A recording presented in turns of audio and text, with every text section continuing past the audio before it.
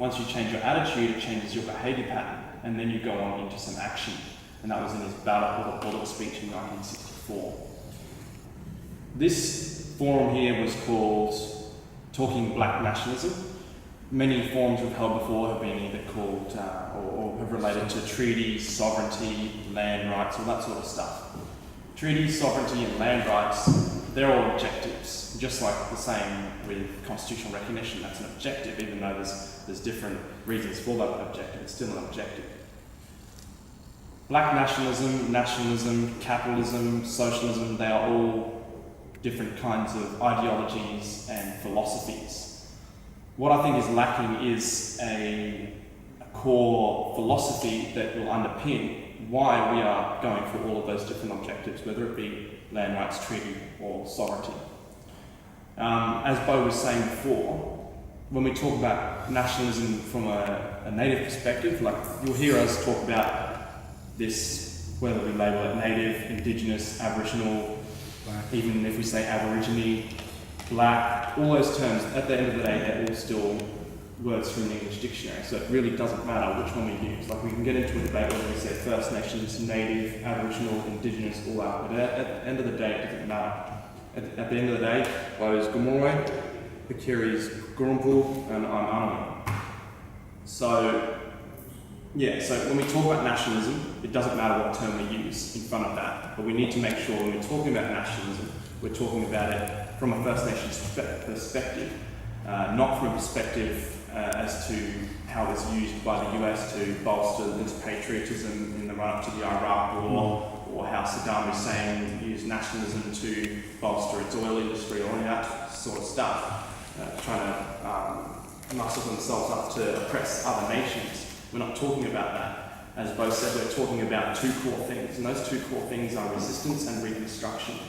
And there's two different levels, or two different streams, which is pan-Aboriginal nationalism and tribal nationalism. Pan-Aboriginal meaning covering all of us as a collective, and then tribal nationalism relating to us as individual clan groups, nations. Yeah. So in terms of media, so you could have pan-Aboriginal media.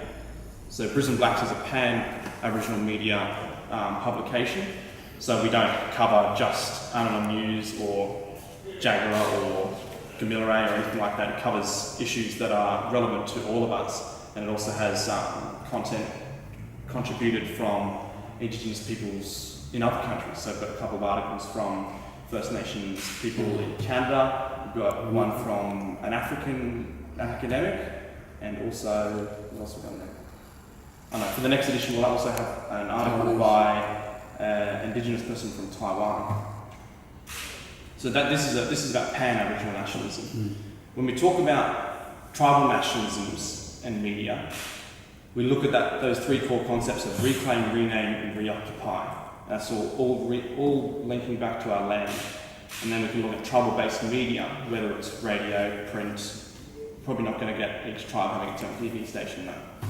So you can look at, when I went over to New Zealand last year in May, I spent some time in a couple of Maori radio stations, and there's I think 21 Maori radio stations across the country, and each of those radio stations is an iwi station, iwi meaning tribe, and then within those tribes we've got hapu, which is clans, just like us. But each of those stations broadcasts a dialect of the Maori language, because each of those iwis has their own words for certain things, just like we have our own dialects and languages all across this country. So I think at the moment all we've got is publications and media outlets that focus on pan-Aboriginal issues or regions, one thing that I think we need to be focusing or realigning our sights to look at is this idea of tribal-based media. Now, I've written an article called The Aboriginal Media Sector, a question of nationalism or the lack thereof. I'll just read a bit of that. Nation versus treaty, that was kind of the topic we were going for. I should say that my father is Dale Rusker, my grandmother is Donna Rusker from North Stradbroke Island, and a lot of my learnings have come from them. All the legislation and all the laws that have preluded the history of this country being colonised, therefore is unjust in itself. If I speak briefly of the recognition campaign, what it is doing, in my view, is that it's legally recognising what is illegal in the document of the Constitution. So I believe that our Constitution has no legal basis in this country. And what we've got to remember and not kind of steer away from is who's funding the Recognise campaign as well. And we've got to be really careful that it does not fall into the hands, and I very well think it already has, become just another government initiative. What we've also got to think about with the recognition campaign is what it's actually going to recognise. And like Bo's spoken about is previously, it's not recognising our soldiers here in this country. It's not recognising the internal wars that were happening in this country amongst our people and the white people.